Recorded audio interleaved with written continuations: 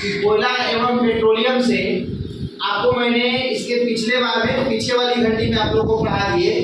ईंधन के बारे में मैंने पढ़ाया है ना, और संसाधन के बारे में मैंने पढ़ाया। ईंधन क्या है इसमें डिटेल बताया। ईंधन को कैसे हम पहचानेंगे वो मेरा ईंधन है, ईंधन ठोस है कि द्रव है कि गैस है, ये चीज मैंने बताया है ना। और संसाधन भी बताया कि संसाधन कैसे हम कहेंगे कोई वस्तु को मेरे लिए संसाधन है या नहीं, मैंने बता दिया ना। आज अब आगे का जो टॉपिक है ना आपका जल, क्या है जल। तो मैंने किताब जब भी पढ़ा रहे थे उसमें भी आपको बताया है कि जल जो है, जल एक रासायनिक यौगिक है। जल क्या है, रासायनिक यौगिक है। उसको केमिस्ट्री की भाषा में, रसायन शास्त्र की भाषा में उसका जो रासायनिक सूत्र होता है वो सूत्र होता है, क्या होता है, H2O। क्या होता है, H2O। इसको हम लोग क्या बोलेंगे, इसको क्या बोलेंगे, जल दो तत्व से मिलकर बनेगा, हाइड्रोजन और ऑक्सीजन। हाइड्रोजन और ऑक्सीजन। मैंने इसका गुण भी बताया है कि जल को है ना, जल को बहुत ऐसे गुण है। जल में कोई नहीं स्वाद होता, कोई स्वाद होता है, उसको हम लोग कहेंगे स्वादहीन। क्या कहेंगे, स्वादहीन कहेंगे ना। जल स्वादहीन होता है, जल रंगहीन होता है, जल गंधहीन होता है ना। और जल जो होता है 100 डिग्री पे खोलेगा। कितना डिग्री पे, 100 डिग्री पे। और जो डिग्री को खोल रहा है उसको हम लोग बोलते हैं क्यूथनान। क्या बोलते हैं, क्या बोलते हैं, और 0 डिग्री पे जल, 0 डिग्री सेंटीग्रेड पे जल है ना, क्या होता है, बर्फ बनता है, उसको बोलते हैं हिमांक। क्या बोलते हैं, हिमांक। समझा ना, क्या बोलते हैं उसको, हिमांक बोलते हैं ना, क्या बोलते हैं उसको। और जल का भी बहुत स्रोत है, और जल का स्रोत में आपका वर्षा का जल, नदी, कुआं, तालाब, ये सब भी जल है, ये सब भी जल है ना। लेकिन जल का जो मेन स्रोत है वो वर्षा का जल है। क्या है, वर्षा। और ये भी बताया थे कि भारत में तमिलनाडु राज्य ऐसे हैं जो वर्षा के जल को संग्रह करने के लिए उनको संग्रह करना अनिवार्य है। उनको संग्रह करना क्या है, अनिवार्य है। कौन राज्य, तमिलनाडु। कौन से राज्य, तमिलनाडु राज्य है ना। और जल में भी बहुत बताए थे कि कोई एक आशुद्ध जल होता है, आशुद्ध जल, जो जल छान कर या उसमें केमिकल मिला दिए जाते हैं, और केमिकल मिलाने के बाद देखते हो कि जो डॉक्टर हॉस्पिटल में उपस्थित रहता है ना, हॉस्पिटल में जो जल प्रेजेंट रहता है, जो व्यक्ति बीमार रहता है उस व्यक्ति को जल चढ़ाया जाता है ना, तो उस जल को हम लोग बोलेंगे आशुद्ध जल। क्या बोलेंगे, समझ में आ रहा है, समझ में आ रहा है, उसको क्या बोलेंगे, क्या उसको बोलेंगे, तो क्या जल आपका क्लियर हो गया। चलिए आगे का आपका टॉपिक है वायु। क्या है, वायु। हम पहले भी बताए थे कि वायु जो है एक तरह के वायुमंडल में, एक तरह के क्या है, और वायुमंडल में बहुत सारे गैस भी है, और गैस को हम लोग हवा भी कहेंगे। क्या कहेंगे, गैस एक तरह का क्या है, हवा है। तो वायु में आपका ऑक्सीजन है, नाइट्रोजन है, कार्बन डाइऑक्साइड है, कार्बन मोनोऑक्साइड है ना, बहुत ऐसे गैस है। लेकिन वायुमंडल में सबसे ज्यादा क्या पाया जाता है, नाइट्रोजन। क्या पाया जाता है, कितना परसेंट, 78%। कितना परसेंट, नाइट्रोजन कितना परसेंट पाया जाता है, हाँ नाइट्रोजन कितना परसेंट, और ऑक्सीजन 21%। ऑक्सीजन कितना परसेंट, ये वायुमंडल में पाए जाते हैं। कहाँ पाए जाते हैं, तो वायु जो होता है, कोई भी हवा जो होता है हमेशा उच्च दाब से निम्न दाब की ओर चलता है। कैसा चलता है, मतलब ऊपर से नीचे, ऊपर से नीचे हवा चल रहा है। और हवा हम लोग के लिए बहुत जरूरी है।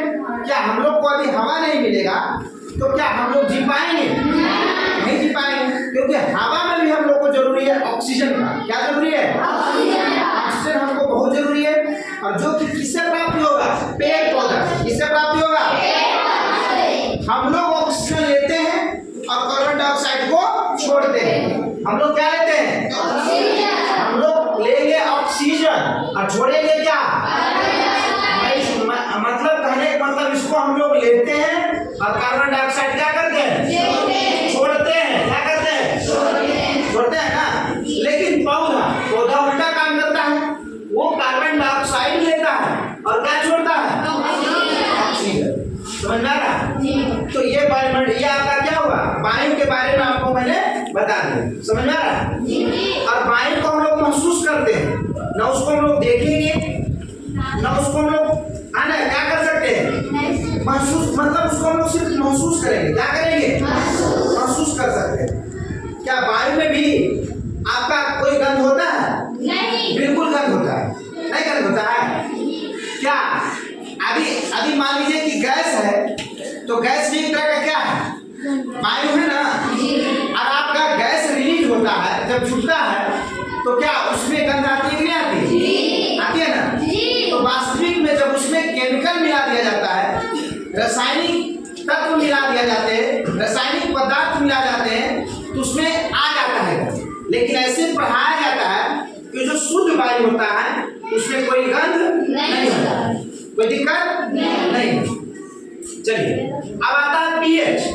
पीएच स्केल क्या आता है? PH scale. हम पहले भी बताए थे कि दुनिया का जो चीज खाने में खट्टा लगे, क्या लगे? खट्टा। वो सारे के सारे क्या है?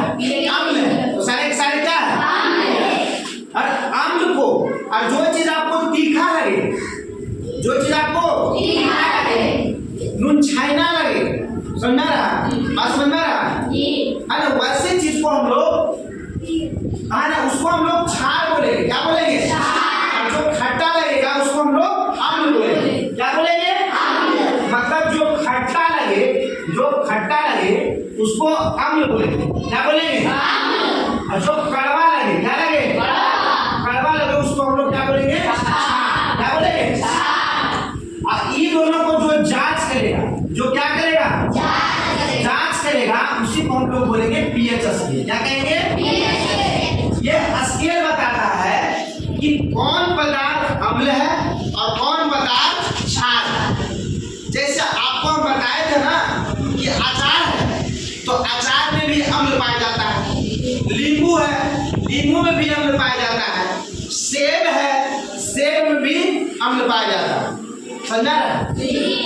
और जो चीज काटने पे आपको दर्द महसूस करे, है ना, क्या है? दर्द महसूस करे, मतलब लहरे। देखता है जैसे आपका सांप काट लिया या बिच्छू काट लिया, जो भी काट देता है, क्या दर्द पैदा होता है? तो उसमें फॉर्मिक अम्ल पाया जाता है। क्या पाया जाता है? क्या पाया जाता है? अच्छा, कच्चा आम खाई हो ना, तो क्या कच्चा आम जब हम खाते हैं तो क्या खाने पे मीठा लगता है? कैसा लगता है? खट्टा लगता है। तो खट्टा लगता है तो उसमें क्या है? क्या है? क्या है? अम्ल। तो उसमें क्या पाया जाएगा? कौन सा अम्ल? साइट्रिक अम्ल। कौन पाया जाएगा? जैसा आपके घर में अचार है या बिगेनर है, उसमें पाया जाता है एसिटिक अम्ल। क्या पाया जाता है? क्या पाया जाता है? आप जो सेब खाते हैं, कोई सेब को खट्टा मीठा होता है खाने में, तो सेब में पाया जाता है माइलिक अम्ल। क्या पाया जाता है? क्या पाया जाता है? अच्छा, चाय पीते हैं ना, तो चाय में भी अम्ल पाया जाता है ना। वैसे हम उनको बोलते हैं टाइनिक अम्ल। क्या बोलते हैं? तो चाय में अम्ल पाया जाता है, उसको क्या बोलते हैं? टाइनिक अम्ल। क्या बोलते हैं? अच्छा, जो खरपतवार है, चाहे घास फूसा जो भी है ना, घास वगैरह है ना जी, तो भी घास बहुत तरह की घास है। अभी उस घास को पीस कर अपने जीभ से चखेंगे तो क्या उस सब कड़वा लगेगा कि नहीं लगेगा? खट्टो भी लगेगा, लगेगा ना।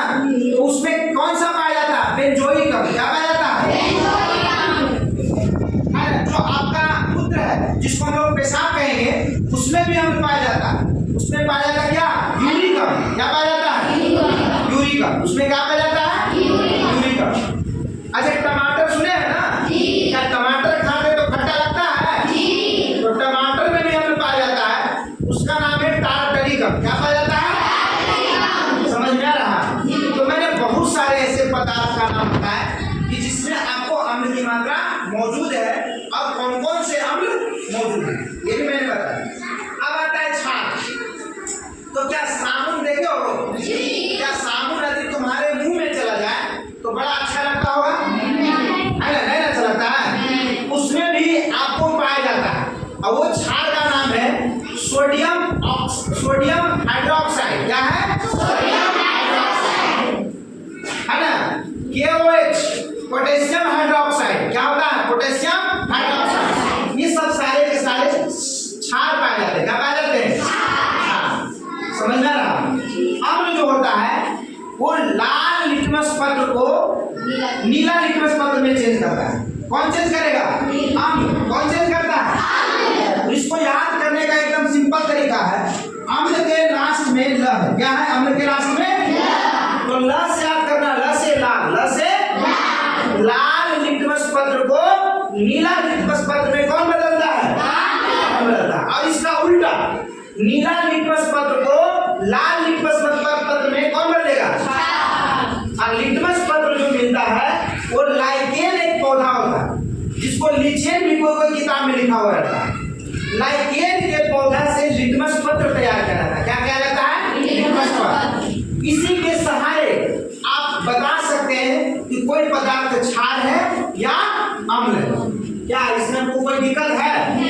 और इसका खोज 1909 ईस्वी में सारेंसन नामक, है ना, वैज्ञानिक सारेंसन नामक जो वैज्ञानिक थे, है ना, वो ने इसको क्या किया था?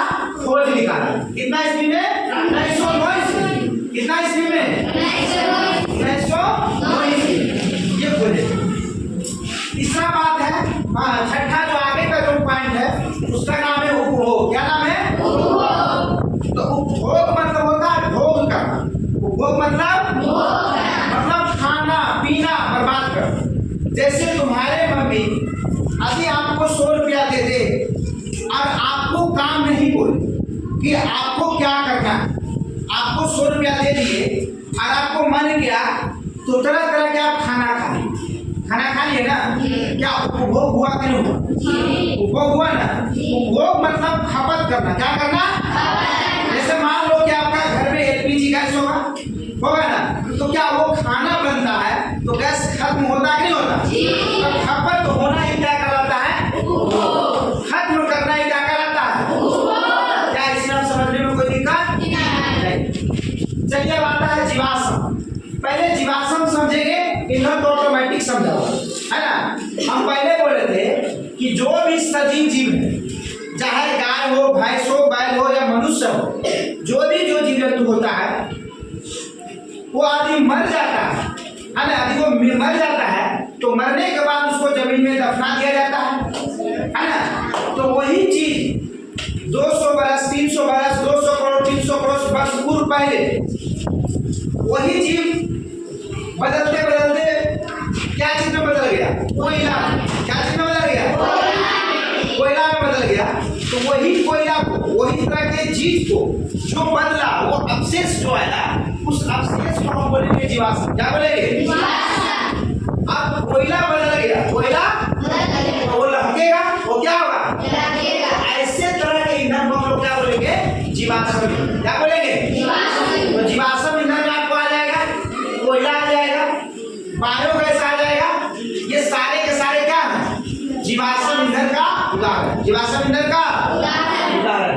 क्या इसमें समझने में कोई दिक्कत नहीं? अब देखिए आता है 8वां पॉइंट, गैस। क्या है?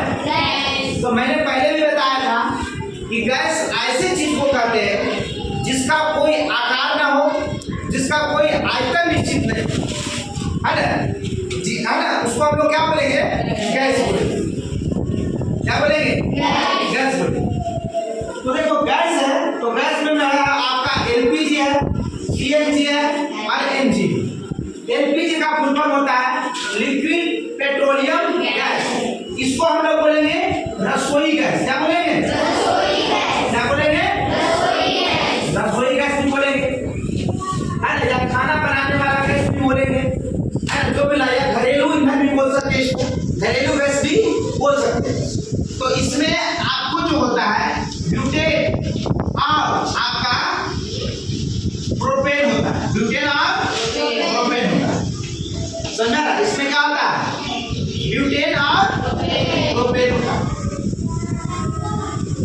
इसमें ब्यूटेन होता है और क्या होता है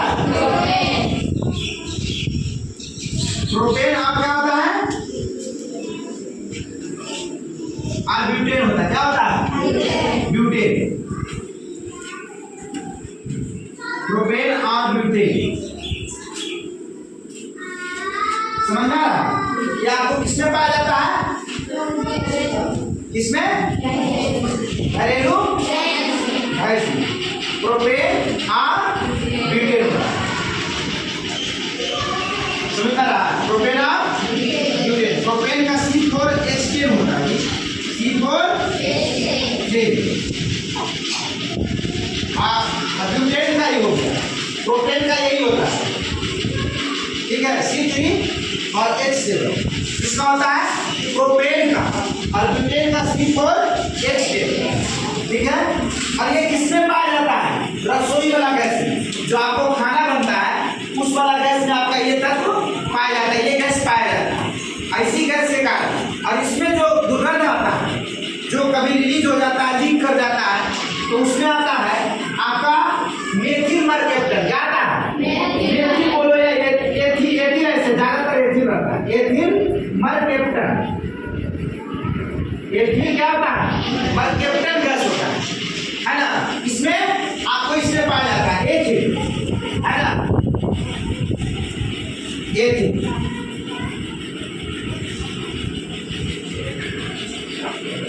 ये पाया जाता है, ठीक है, एथिल मर्केप्टन, ये इसका सूत्र होता है, ठीक है। ये गैस जब वो रिलीज करता है तो जो दुर्गंध आता है ना, गमकता है ना थोड़ा, तो उसमें ये चीज पाया जाता है एथिल मर्केप्टन। समझ में आ गई चीज? चलिए अब आता है CNG। CNG का मतलब होता है कंप्रेस्ड नेचुरल गैस। इसका उपयोग खाना बनाने में नहीं किया जाता, इसका उपयोग गाड़ी वाहन को चलाने में किया जाता है, ठीक है। जैसे दिल्ली में बहुत जगह देख लो, चाहे यहीं पे देख लो, आपको CNG गैस मिलता है ना। एक आता है नेचुरल गैस। नेचुरल गैस जो गैस प्रकृति के द्वारा दिया गया है ना, उसको हम लोग बोलेंगे नेचुरल गैस, है ना। जो प्रकृति से स्वयं प्राप्त हो रहा है उसको हम लोग क्या बोलेंगे? तो क्या इसको समझने में कोई दिक्कत नहीं? अब आता है जल विद्युत। तो जल मैंने बता दिया, और विद्युत मतलब करंट। तो जल से जो करंट पैदा होती है उसको हम लोग क्या बोलेंगे? जल विद्युत। और इसको अंग्रेजी बोलते हैं हाइड्रो इलेक्ट्रिसिटी। क्या बोलते हैं? अब वो वहां जगह पैदा किया जाता है जहां पे बड़े बड़े बांध बने, बड़े बड़े, है ना, वहां पे इन चीजों को जब जल रहेगा तब ना विद्युत पैदा होगा। तो विद्युत पैदा करने में कोयला का भी प्रयोग करते हैं, जल का भी प्रयोग होगा। इसके सहारे क्या बनेगा? जल विद्युत का निर्माण होगा, मतलब विद्युत का निर्माण होगा, हाइड्रो इलेक्ट्रिसिटी। अब एक आगे का जो आ गया 10वां नंबर जो पॉइंट है वो मिलियन। वो क्या है? मिलियन। तो 1 मिलियन, एक इसको M बोलेंगे, 1 मिलियन बराबर 10 लाख होगा। कितना होता है? 10 लाख। या इसको एक भाषा में आप बोले कि 1 मिलियन बराबर 1 पर 6 जीरो देना पड़ेगा। कितना देना पड़ेगा? 6 जीरो। 1 पर कितना जीरो? 6 जीरो, है ना। 1 मिलियन बराबर, तो समझ में आ गया? 1 मिलियन समझ में आया कि 1 मिलियन बराबर कितना लाख? 10 लाख। यदि 1 मिलियन आपको बोलेगा तो क्या समझेंगे? 10 लाख। कितना समझेंगे? 10 लाख। और ऐसे नहीं आएगा तो अपनी तरीका से लिख के भी आप समझ सकते हैं ना। तो ये 1 मिलियन बराबर कितना हुआ? 1 मिलियन। क्या इन सारे टॉपिक को समझने में अभी भी कहीं दिक्कत है?